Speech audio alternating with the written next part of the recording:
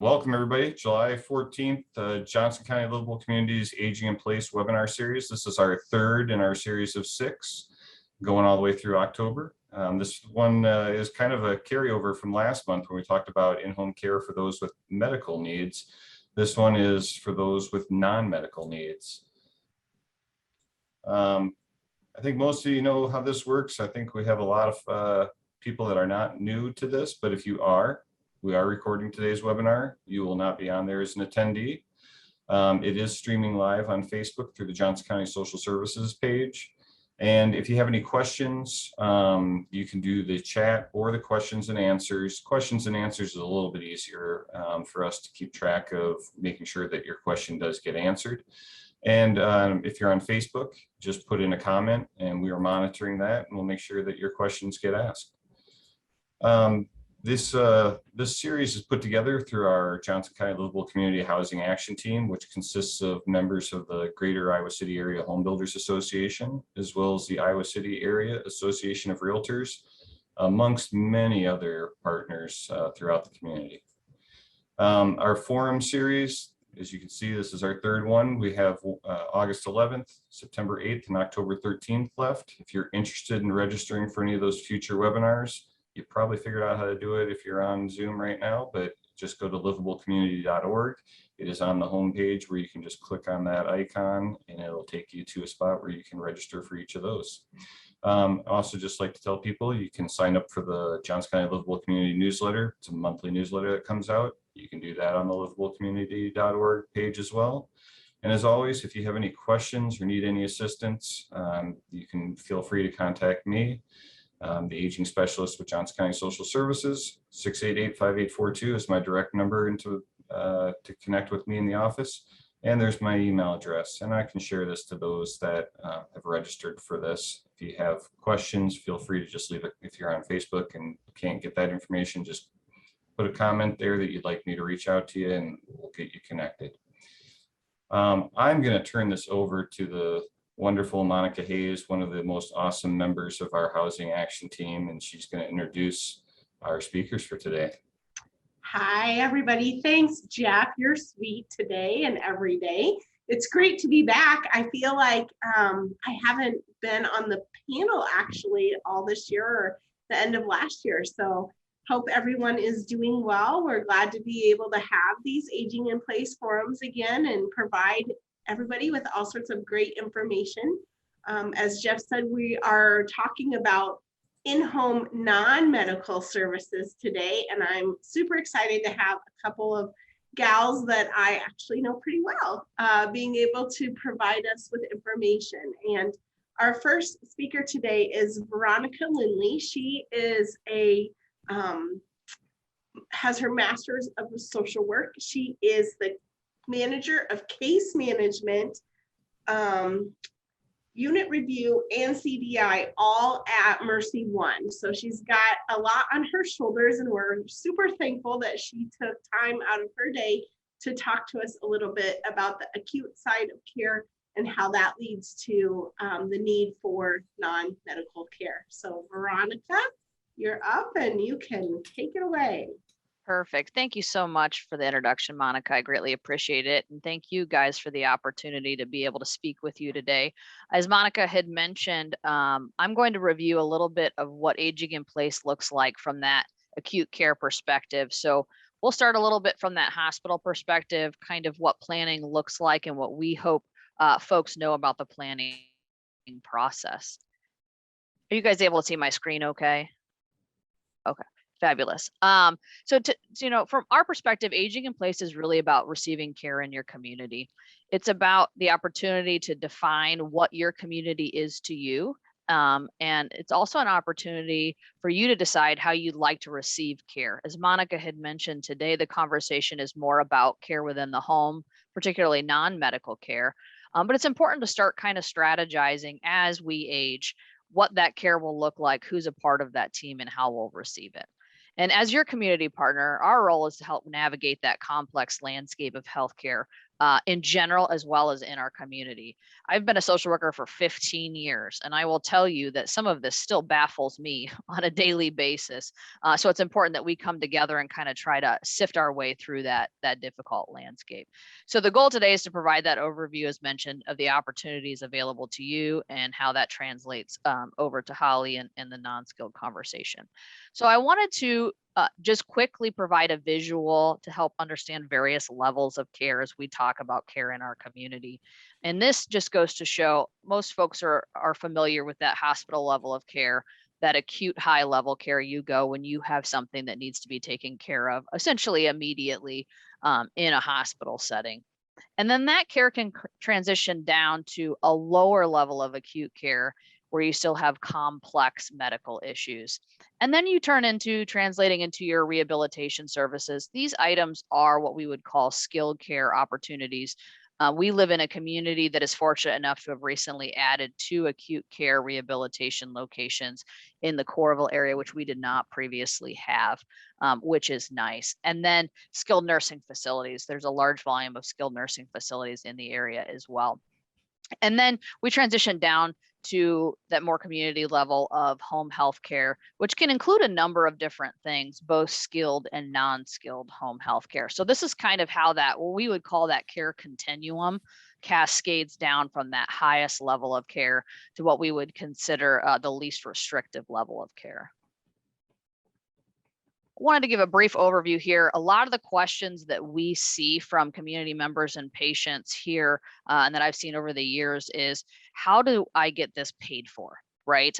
Concerned about that financial status. I know this slide came out a little busy, but just giving a high level idea of what can be covered by a Medicare benefit, a Medicaid benefit, commercial and private pay.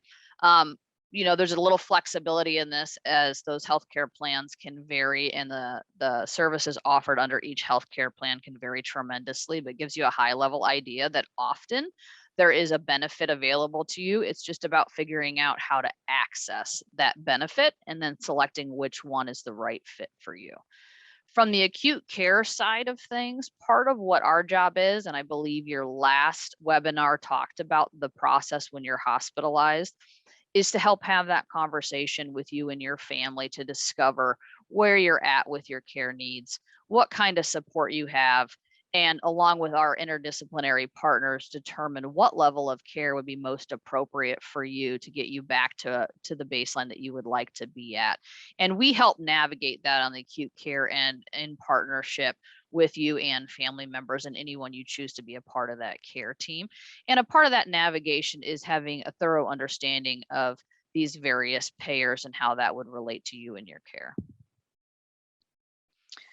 This just goes to show a little bit about how that cost can kind of translate across that continuum. If you're in that acute care setting, more expensive, more high acuity needs that you have. And then you go to what's called subacute, which were those levels of care where you would get that skilled rehabilitation. So that physical therapy, that occupational therapy, speech therapy in a setting that isn't your home typically for a short period of time. And then in the community, that cost of care is going to be less. And when I talk about cost in this sense, that is, you know, through whether it's through insurance or private pay, usually those cost levels remain in terms of acute being more expensive, the subacute levels, and then community level of care. Here, I want to talk a little bit about benefits, more of that short-term and long-term benefits. You do have lots of benefits under insurance as well as for private pay mechanisms. One of the things I find most frequently when I speak with individuals is how confusing healthcare can be in terms of what is covered and how long you're going to have that coverage. And so it's always important to kind of help explain that the scope of these levels of care. The majority of your benefits that are offered to you through a Medicare product of some kind are going to be more of what we would call a short-term benefit. So you're looking anywhere from, you know, some days in the hospital over to, you know, some days in the nursing facility, often 20 days per episode, or home healthcare days. And that ranges, you know, up to 60 days typically, or at least last I knew. Where then you shift over more to that long-term care needs. And I just listed the main ones up here. that we see from the acute care side, but we also encourage folks to explore prior to needing that service. And so independent living is where someone might live at a apartment complex or condo complex. They get a little bit of assistance that comes in once a week, maybe to clean their apartment. And then assisted living, which can be where an individual gets assistance with more of those activities of daily living within their own apartment or living arrangement. And then you go up to a higher level of care where you get that 24-hour level of assistance. Typically, those long-term or more private pay and Medicaid, there is long-term care Medicaid that will assist with paying for that.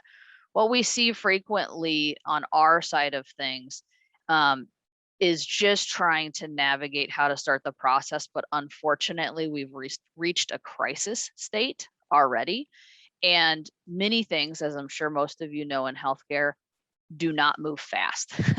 So it takes time. So if we're in a crisis state, an acute issue, and we all of a sudden realize we need some more help and we need it right away, it's important to have that conversation. As a community partner in the healthcare setting, that's part of our job. We also encourage folks to start that conversation ahead of time. And so this next slide kind of says, what's right for you? One of the things we like to encourage is to be realistic about what the aging process looks like for you. So I threw up some questions here for folks to consider. What do I need assistance with currently? And maybe right now, not a whole lot. Maybe it's taking the garbage out or doing something like that. The important part is remembering to put a question mark at the end of your question when you're presenting. But secondly is, what do you anticipate needing assistance with? I'll tell you right now, I have a lot of folks, and I'll use my parents as an example. And you want to remain independent, fiercely independent. It's important to be at home, and you want to remain centered around that. But it's trying to anticipate what those needs are going to be before you get to that acute care setting. We're working on that now. What can we remodel so that should we get to this state, we'll be functional, that kind of thing. And then do you have natural supports? And when I say natural supports, that's friends, family, anybody that's currently helping you, or should you need more help, be able to help you at that point. And I feel like those top 3 questions are really pivotal in understanding where the support gaps are for you. And what's your plan for bridging those gaps? It is never too early to start having that conversation about what that plan is. And part of that is to make sure that you're able to have your care needs met. And part of that is so that your support network feels empowered to carry out a plan while your needs are known versus having to formulate a plan when perhaps you're not able to share what your desires are for that plan. It just helps make sure you get that quality of care and quality of life that you're hoping for. So I tell folks, knowledge is power, right? Having an understanding of what is available to you and when is extremely important. It will help understand, what to access and when's the right time to access that. And I encourage folks to do that exploration with those care partners, because as you transition, proactively having the supports necessary will help kind of mitigate some more of those kind of acute emergency situations, if that makes sense. And then, so part of that knowledge process is knowing what your resources are, like I mentioned, and I listed a few on here. There are a lot more resources available that I'm sure Jeff can share with you, as well as the rest of the team. But I listed on here one of the top ones that's really important, and the third one down is also very helpful, second and third one.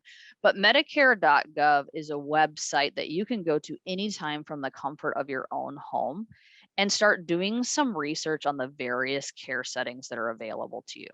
So it pop up very simplistic, and you can put in your zip code and it will give you a list of all of the facilities in that category that are within however the mileage limit you set. So typically it defaults to 10 miles.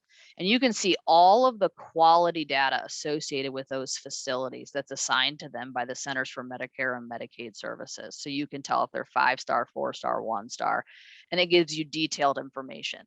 The same service is available for home health care as well. And I bring this up because we use this, we're required to from a regulatory standpoint, because we want to remain patient-centered.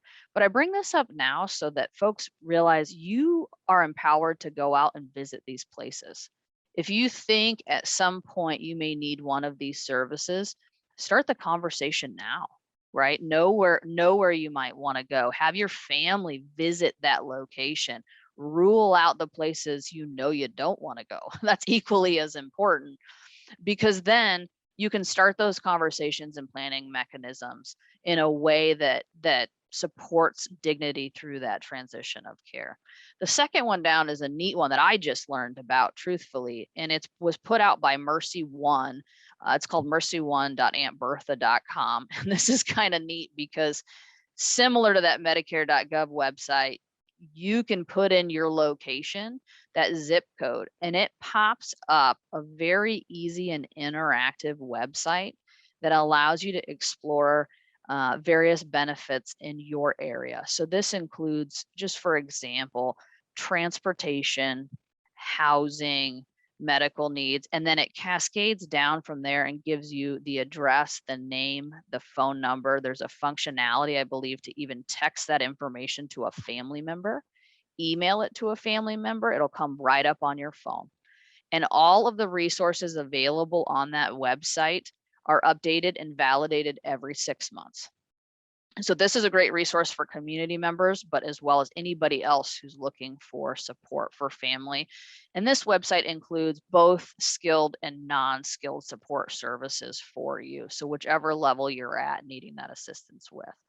And then Mercy Iowa City also just created a partnership with an organization called CRS that assists community members with applying for Medicaid, as well as long-term care Medicaid, so waiver services, marketplace insurance, as well as disability applications, all of which are difficult things to navigate independently.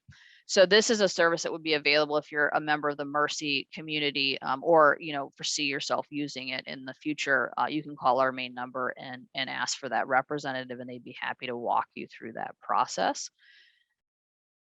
And as mentioned before, kind of reviewing all of this information, it's important that this is a collaboration between you, your care team, your community, your family, and your friends. As we get older and we have goals about what that looks like and what we have for ourselves as well as our loved ones, it's important that we incorporate everyone in that. And I think often it gets kind of forgotten about the skilled portion versus that non-skilled portion. And I'll tell you, from the acute care side of things, a lot of what we actually end up seeing from individuals could have been resolved by folks having what we would call that non-skilled support at home. It's really incredible because folks say, oh, you need, assisted living or home health or nursing home, when really, if maybe some assistance around the house with cooking and cleaning and doing the driveway and doing that kind of stuff was available, or they knew it was available to them, it could have prevented, falls or other injuries that may not have taken place. And so building this care team and sticking to it is really helpful in this process. And then the last thing I can't stress enough is timing. Highly, highly encouraging, both for in-home services and futuristic services. Getting your care team, your collaboration, your group together, having a huddle about what it is you want, when and where, and really thinking about the specific locations or service providers. It's important to be proactive about that versus reactive about that. Unfortunately, our healthcare system is built in a fashion that's very confusing, even to folks like me who've been a participant in it for 15 years from the other side. So we highly encourage reach out and ask questions. I will tell you, in my role, I currently, as Monica had mentioned, manage the case managers and discharge planners at Mercy Hospital. And I receive calls frequently from community members. and we are happy to help. We would much rather have this conversation and help support you before it becomes a crisis, versus waiting until that acute event has taken place. And so with that being said, I don't know if we're doing questions now or later, guys. I would hand it over to Holly to have a conversation with you more about that non-skilled in-home assistance. I think we can, there were a couple of quick questions that we can just have you answer. The first was, what does LTAC stand for? And can Yeah, you that's long-term acute care hospital.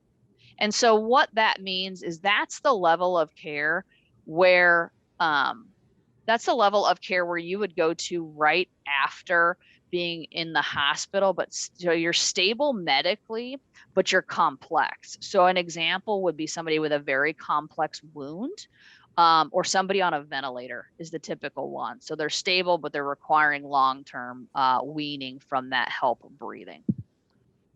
Perfect. And then also with the acronym, the CRS, I know you said you partnered with them, but is that just the company name, or does that stand for something? That is just the company name. I looked that up. Jeff asked that question the other day, and that's just the company name. Okay. All right. If anybody else continues to have questions, feel free to put them in the chat and we will get those answered. And Veronica, thank you for the wealth of information and no problem. Such a great presentation. And Veronica will stay on in case people have questions all the way up until the end. And then I am happy to introduce Holly Blood. Holly is the Director of Community Outreach with BrightStar Care, and she's going to visit with us today and give a presentation on that non-medical in-home care and what that's all about. So Holly, thanks for joining. Thank you for having me. All right, here, 1 second here. Sorry about that. Can you see my screen all right? Thank you. Well, thank you again for having me. Again, my name is Holly Blood. I'm from BrightStar Care. I'm their Director of Community Outreach. And today I am just going to be discussing pretty much an overview of what non-medical home care is, how the processes work, and then also like forms of payment, things like that. So what is non-medical home health care? Non-medical home health care can be described as, a service to help those in need by assisting with activities of daily living. You may hear me refer to that as ADLs throughout this presentation. ADLs in order to continue living life from the comfort of your own home, wherever that may be. Non-medical home care can also be identified with the following terms, such as personal care, companion care, homemaking services, custodial care, unskilled and non-clinical. For the most part, it's kind of separated between two, which is companion care and personal care.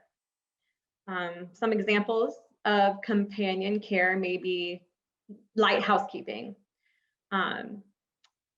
Non-medical home health agencies can assist with light housekeeping, such as dusting, sweeping, vacuuming.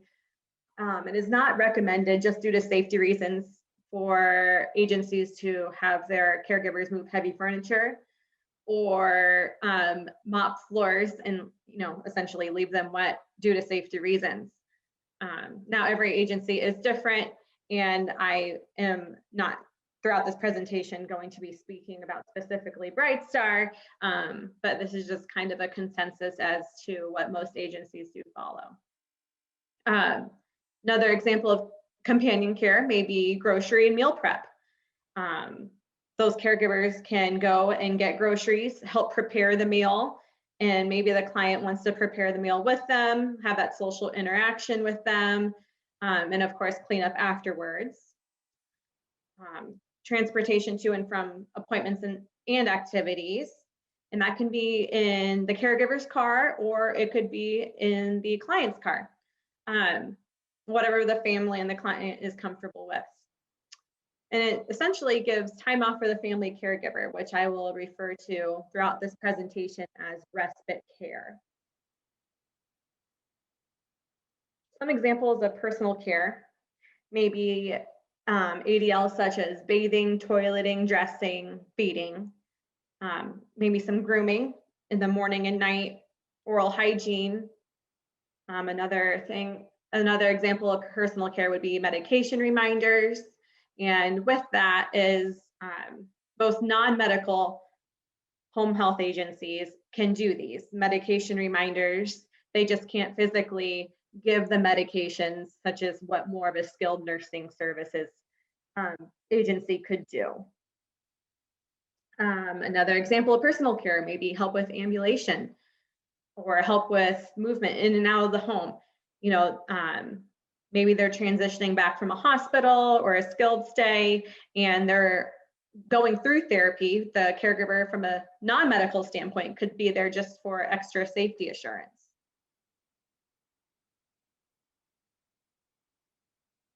So who provides these types of cares? And this is a question that I get asked a lot because there seems to be some, not misinformation, but a general idea that these agencies have nurses coming into your home. For a non-medical home health care agency, they do not require any certification for caregivers. And these caregivers are often referred to as home health aides. And home health aides usually have caregiving experience, whether that be child care, elder care experience, maybe experience working in a facility such as independent living or assisted living. Now, caregivers coming into the home could have their CNA, and they could have, their LPN or their CMA, which is a certified medical assistant. But most of them would have their home health aide. Would be a home health aide. And then most home care agencies will cover for the employees if they are absent due to illness. So that's nice because if, let's say, you have a private caregiver in your home that's not through an agency, you're counting on that one private caregiver to be there. So with a home health care agency, they could have someone come in and substitute for that caregiver that you usually have. Because you're counting on that. It's important to have someone show up. So it's also important to speak when you're speaking with a prospective agency to talk about like their ability to cover for care in the case of employee absenteeism. So with licensure, so currently in the state of Iowa, most home care agencies are not required to have, nor are they offered licensure. So they do provide their clients at a higher level of protection than a privately hired caregiver, but they're not required to be licensed. Caregivers employed by a non-medical home health care company are fully screened and background checked. It's also important to ask these questions when you're speaking with the prospective agency, to talk about their hiring processes, their screening, as well as how many caregivers they do have staffed in regards to their background checks and their screening processes. Benefits of non-medical care, kind of going off of what Veronica mentioned earlier, that most people want to remain in their homes. They want to stay independent. They want to do whatever it takes to keep that independence. So non-medical care can play a critical role in assisting seniors in maintaining that independence, allowing them to continue to live in the comfort of their own homes. And in many cases, without in-home non-medical assistance, the likelihood that they might need to move into a family member's or relocate to an assisted living residence or an independent living residence is greater.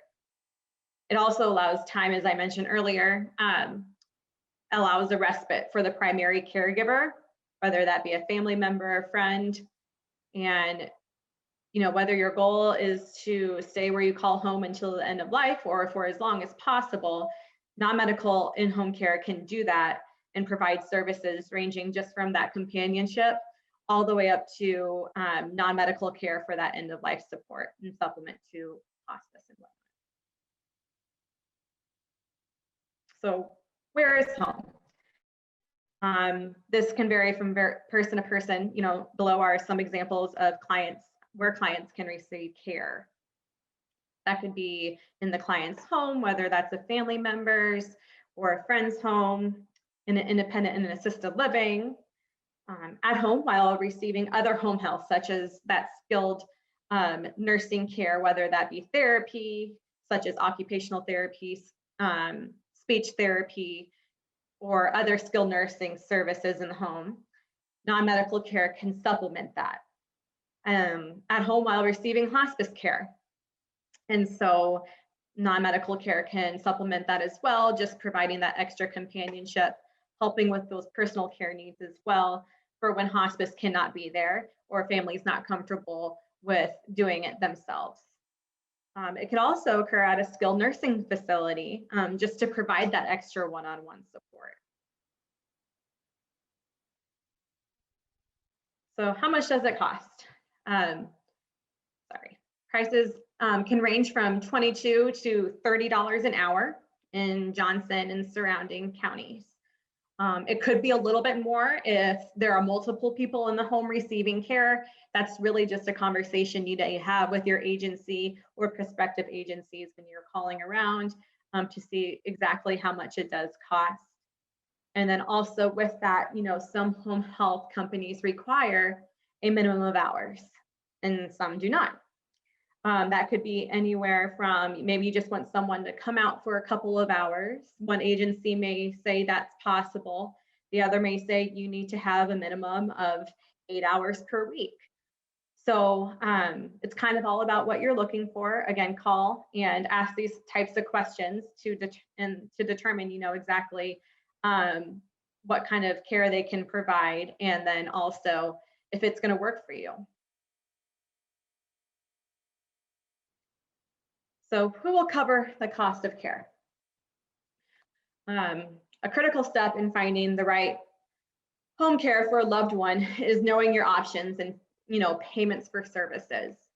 There are multiple payment options, but the important step in this process is and can be challenging because that is a big question. So ways to pay for non-medical home care. Private pay or out of pocket. So payment can be accepted by cash card, credit card, or a check through ACH, which is essentially an automatic withdrawal. Sometimes fees are involved if using a card, depending on the agency, but it's important to save these invoices and statements as it could be used for tax deductions as well. So that's something to keep in mind as we talk about the ways to pay for home care. Long-term care insurance. So if your loved one has long-term care insurance, it can help pay for some of this assistance with daily living activities, housekeeping, transportation, etc. But every policy is different. And I say this all the time, and I sincerely wish that I had a straight answer for everyone who came to me and said, well, I have a long-term care insurance policy and it's going to cover this, this, and this. So can you guarantee it? Well, essentially, we, of course, in every home care agency will work with the long-term care insurance agency, but every policy is different. It could have, so it's very important to read through that long-term care insurance policy, and it's also important to speak with that agent, well, that long-term care insurance company, to determine, you know, what exactly meets the eligible requirements of to get that benefit, and to go from there when discussing that with agencies. So oftentimes there's also an elimination period, grace period, whatever you'd like to call it, where the client themselves is required to pay for an X amount of days before receiving benefits. Now, as I mentioned earlier, every policy is different. So again, just check your policy. This is just a common occurrence of when I'm speaking with families that they present. And then long-term care insurance reimburses directly. And what that means is they will send you the amount directly to you every single month, not the agency themselves. So for VA benefits, this is something, again, that when I'm speaking with families, this is one of the questions I ask them, is if you're a veteran, because a lot of people may not know that you can get VA assistance. So qualified military veterans and their spouses are eligible for this type of pension that can help with in-home care. Hours can vary anywhere from 6 to 12 per week, depending on the needs and the location. I wish, again, I could give a straight answer to this question as well when people present it to me, but unfortunately I cannot. So that is why I wanted to include this information for you to refer to. Your local VA representative, I have met with Michelle Debris. She is the community provider liaison for community care in the home, which community care Iowa City. So I have put in her information here and the website as well. She's a great resource just to reach out to, because you could reach out to her and essentially she will direct you to the right person to help you in whatever step of the process you're in to see if you're eligible or to help you with these VA benefits.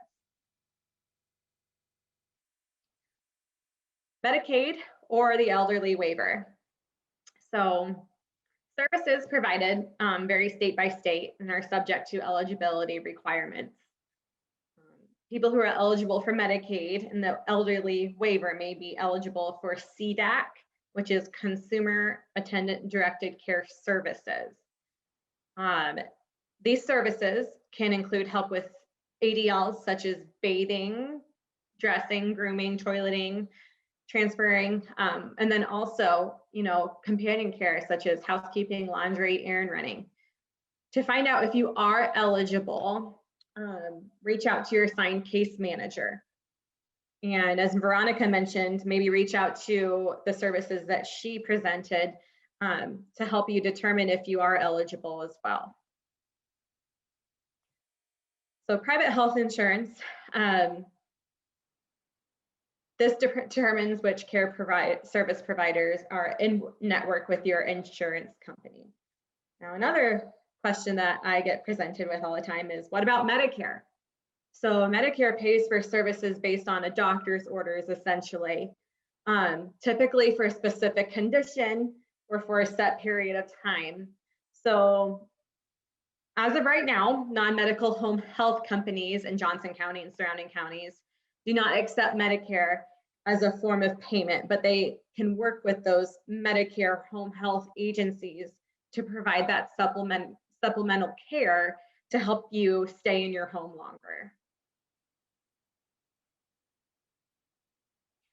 When is it time to use non-medical home health services? And then also what Veronica mentioned earlier, it's really a collaborative approach.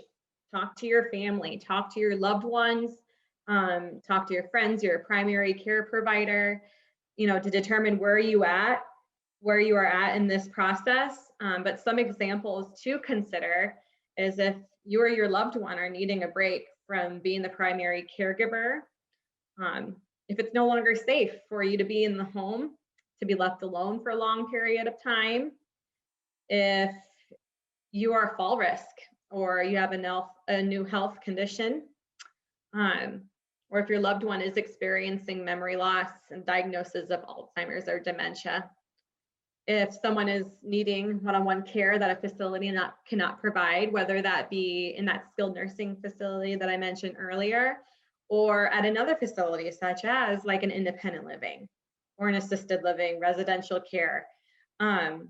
Essentially by hiring a non-medical home care company, they can provide that companionship and the extra personal care one-on-one. That caregiver is going to be there right by your loved one's side at all times. If you're being discharged home from a hospital, a skilled nursing facility, or after a procedure, home health care can be there to provide that extra safety assurance, during that transition home. from any of those places. So how do I get started? Essentially, you do not need a doctor's order to receive non-medical home health care. So really, it just comes down to picking up the phone and calling around to get information to see what company or agency is the best for you. Sometimes, agencies, it varies, but they can admit within 24 hours. But it is better to be proactive, to call around and determine, what exactly you are needing rather than waiting for an emergent situation. So initial paperwork and a medical history conversation must be completed prior as well, just to get started. So here's a list of non-medical home health companies in Johnson and surrounding counties. BrightStar Care, Cedar Rapids and Iowa City, Home Instead, Caring Hands and More, Visiting Angels, Right at Home, Synergy, Nurse Next Door. And the next page are some other agencies as well. So, questions?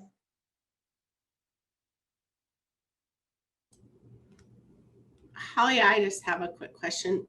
Yes. So, and I imagine it probably depends a little bit from agency to agency, but does there need to be some sort of medical need? So like if somebody is just struggling keeping up with cleaning at their home, but they don't necessarily have a medical condition, could they still get in-home services to help? Absolutely. You do not need a medical need.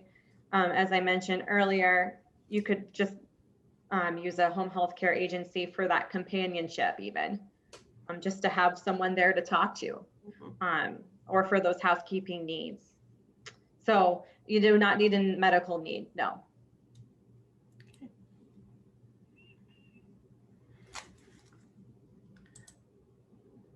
Looks like there's one question in the chat. It says you mentioned that home health aides or home health HHA does not accept Medicare payment. I'm thinking that Medicare does pay for non-medical home health. Is that correct? Correct. So Medicare does not cover non-medical home health. Yep. But you could work alongside a covered Medicare benefit. So if you have physical therapy coming in or a nurse coming in, the non-medical could supplement that privately, either through private pay or long-term care insurance. Correct. Yeah. And so going off of that, yes. And you spoke about it in the previous month for the skilled care. Let's say you are getting that physical therapy, occupational speech therapy in the home, and that's home wherever that may be. Oftentimes we work with families and clients to provide that supplemental care because we can provide a set schedule. And then also, we can, a home health care agency can come, 1 to 24 hours. So they can provide that safety assurance if they're not used to using that walker during physical therapy.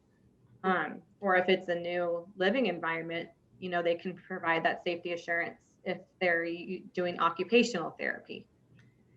And do agencies ever have like sliding fee scales where there's a situation where maybe the person doesn't quite qualify yet for Medicaid, but financially struggles with paying the rate for the private care?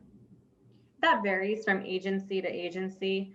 And so if they are, going into that, they're heading that direction, I always advise to reach out to, and Jeff, you can help me out here as to who to reach out to see if they would qualify for the waiver or Medicaid down the road if you see yourself heading in that direction. Another question to ask when you are calling around to agencies is to see if they do accept it. There's a lot of changes in the state of Iowa, unfortunately, right now. And it's best just to call around and get that information. So. Yep. So it sounds like kind of no matter, like, don't let anything stop you. You don't have to be sick enough and you don't have to worry so much about finances, because no matter what your need is, some way there'll be a way to help navigate through that and get you some help. Yep. Yeah, that's great information. I would say, you know, if folks do have questions, they can always reach out to me, and I'd be happy to help them through it to try and figure out elderly waiver eligibility. For instance, it's a little bit of some hoops. I mean, there's some basic qualifications for financial, which is if you're a single individual, you have to be under $2,382 a month. If you're just over that amount, there are things like Miller Trust that could help you so that you can qualify. Your for assets, you can have a home that you live in, you can have a vehicle. They don't count against you. Any other property would count against you, and you're only allowed to have $2,000 in assets. And then it becomes the functional aspect, which is really done once you do your application. They will schedule an interview with you and figure out if you meet the qualifications to be on the waiver. But with that, you get a case manager who can help you kind of get services potentially set up. And even if you don't qualify for the waiver, they're like Holly said, there are some agencies that may be able to help out, that may get funds specifically earmarked to help out lower income individuals. Okay. Well, it does not look like we have any additional questions in the chat. And so I just really would like to thank everyone's time and great presentations from Veronica and Holly today, informing us on, you know, different levels of care, and specifically that in-home non-medical health care, because it really does help meet the goal of aging in place and people being able to remain at home for as long as they can, which has been the whole goal behind this group's education force, I guess. And we look forward to having you join us next month as well. And I don't know if Jeff's gonna talk a little bit more about what next month's topic is, other than what he did at the beginning. I put him on the spot here. I certainly can talk about it. All right. Next month is August 11th. This is more in Scott's wheelhouse of knowledge. Home evaluations to identify potential hazards, safe proofing your home, what are the risks. I know that we'll have some videos of a couple of homes, and Andy Martin and GT Carr will be present to answer questions. And I know Scott will be there too, and he can answer questions, because people probably wonder, how can I afford to get this done maybe? So we'll be talking about all those things, I think, next month, August 11th, noon. Great. Enjoy your next 30 days.